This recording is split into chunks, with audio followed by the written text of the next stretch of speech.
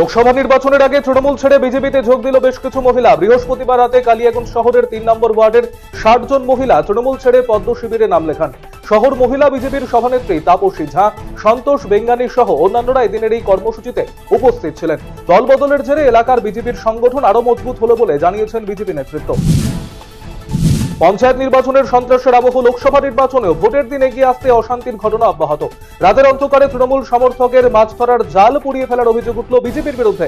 ঘটনাটি ঘটেছে দক্ষিণ দিনাজপুরের গঙ্গারামপুরের মহারাজপুর এলাকায়। খবর পেয়ে তড়িঘড়ি ঘটনাস্থলে ছুটে আসে গঙ্গারামপুর থানার পুলিশ। তৃণমূলের অভিযোগ, বিজেপি আশ্রিত দুষ্কৃতীরা এই ঘটনার সাথে জড়িত রয়েছে। যদিও সমস্ত অভিযোগ ভিত্তিহীন বলে উড়িয়ে দিয়েছে বিজেপি। গোটা ঘটনার তদন্ত শুরু করেছে পুলিশ। কাজ থেকে বাড়ি ফেরার পথে এক যুবককে খুনের চেষ্টা, যুবকের বিরুদ্ধে বৃহস্পতিবার রাতে ঘটনায় তীব্র চাঞ্চল্য ছড়িয়ে পড়ে মালদার রথবাড়ি এলাকায়। স্থানীয়রা আক্রান্ত যুবককে উদ্ধার করে মালদা মেডিকেল কলেজ ও হাসপাতালে ভর্তি করে। যদিও রথবাড়ি পুলিশ ফাঁড়ি থেকে ঢিলছোড়া দূরত্বে এই হামলার ঘটনায় আতঙ্ক ছড়িয়েছে এলাকায়। তবে কি কারণে এই হামলার ঘটনা তা নিয়ে ধোঁয়াশায় পরিবারের লোকেরা। অভিযোগের পরিপ্রেক্ষিতে গোটা ঘটনার তদন্তে নেমেছে মালদার ইংরেজবাজার থানার পুলিশ। দিনরাত টানা প্রচারে সরগরম রায়গঞ্জ লোকসভা কেন্দ্র। এদিন রায়গঞ্জ লোকসভা কেন্দ্রের কংগ্রেস প্রার্থী আলী ইমরান রমজ প্রচার করলেন ইসলামপুর শহরে। কখনো হুটকোলা গাড়িতে চেপে, আবার কখনো পায়ে হেঁটে প্রচার চালান তিনি। সাধারণ মানুষের সাথে কথা বলেন। দুর্নীতিমুক্ত সরকার গড়তে বাম সমর্থিত কংগ্রেস প্রার্থীকে ভোট দেওয়ার আবেদন জানিয়েছেন আলী ইমরান রমজ। উল্লেখ্য, আগামী ২৬শে এপ্রিল দ্বিতীয় দফায় রায়গঞ্জ লোকসভা কেন্দ্রের নির্বাচন। ফলে এগিয়ে আসছে নির্বাচনের দিন। এরই মধ্যে একে অপরকে টেক্কা দিতে বিভিন্ন এলাকায় চলছে জোরদার প্রচার। তীব্র দাবদাহ উপেক্ষা করে শুক্রবার দক্ষিণ দিনাজপুরের গঙ্গারামপুর শহরে ভোট প্রচার করলেন বালুরঘাটের বিজেপি প্রার্থী সুকান্ত মজুমদার।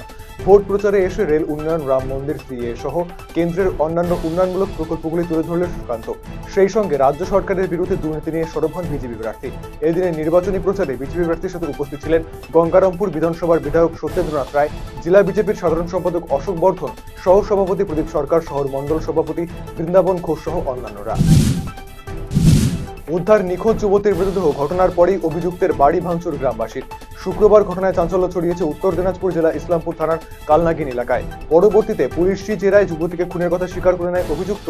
ঘটনার পর থেকেই বাড়ি ছেড়ে অন্যত্র চলে গিয়েছে অভিযুক্তের পরিবারের লোকেরা। এদিন খবর পেয়ে ঘটনাস্থলে এসে পরিস্থিতি নিয়ন্ত্রণে আনে ইসলামপুর থানার পুলিশ। অন্যদিকে অভিযুক্তের দৃষ্টান্তমূলক শাস্তির দাবি তুলেছেন মৃত যুবতীর বাবা। শুক্রবার দিনহাটার সংহতি ময়দানে নির্বাচনী সভা করলেন তৃণমূল সুপ্রিমো তথা রাজ্যের মুখ্যমন্ত্রী মমতা বন্দ্যোপাধ্যায়। এদিন মমতা বন্দ্যোপাধ্যায় সংহতি ময়দানে অস্থায়ী হেলিপ্যাডে হেলিকপ্টার নিয়ে নামেন। হেলিপ্যাডের পাশেই তার নির্বাচনী মঞ্চে উঠে তিনি দলীয় কর্মী সমর্থকদের উদ্দেশ্যে বক্তব্য রাখেন। জোরদার প্রচারে রায়গঞ্জ কেন্দ্রের তৃণমূল প্রার্থী কৃষ্ণ কল্যাণী। প্রায় প্রতিদিনই কালিয়াগঞ্জ বিধানসভা এলাকায় মাটি কামড়ে পড়ে রয়েছেন তিনি। কারণ অবশ্যই ভোটের অঙ্ক। গত লোকসভা নির্বাচনে এই কালিয়াগঞ্জ বিধানসভা থেকে বিপুল মার্জিনে ভোট পেয়েছিলেন বিজেপির দেবশ্রী চৌধুরী।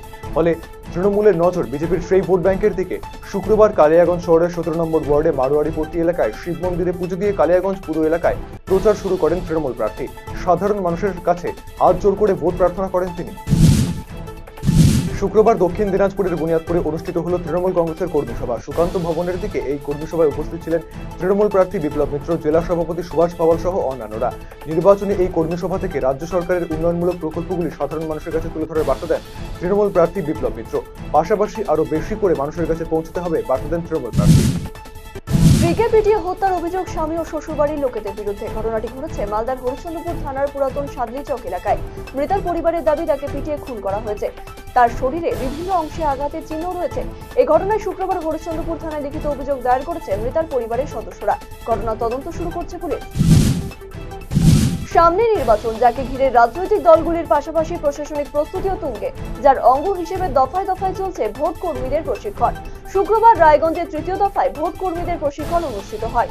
সকাল থেকে চলে প্রশিক্ষণ। ভোট গ্রহণ পর্বের যাবতীয় প্রক্রিয়ার বিষয়ে পুঙ্খানুপুঙ্খভাবে অবগত করা হয়।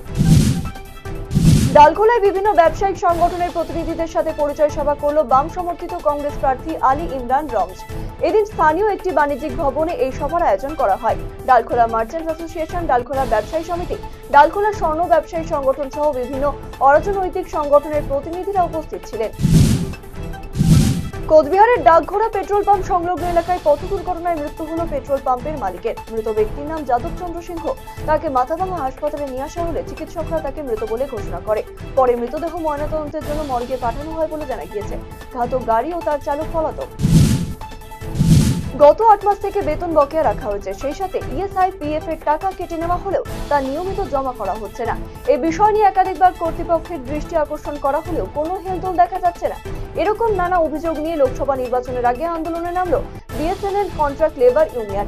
শুক্রবার বিএসএনএল এর জলপাইগুড়ি ডিস্ট্রিক্ট জেনারেল ম্যানেজারের দপ্তরের সামনে বিক্ষোভ দেখানো হয় সংগঠনের পক্ষ থেকে। শুধু তাই নয়, দ্রুত বকেয়া বেতন না দেওয়া হলে বড় ধরনের আন্দোলনে নামার হুমকিও দেন আন্দোলনকারীরা।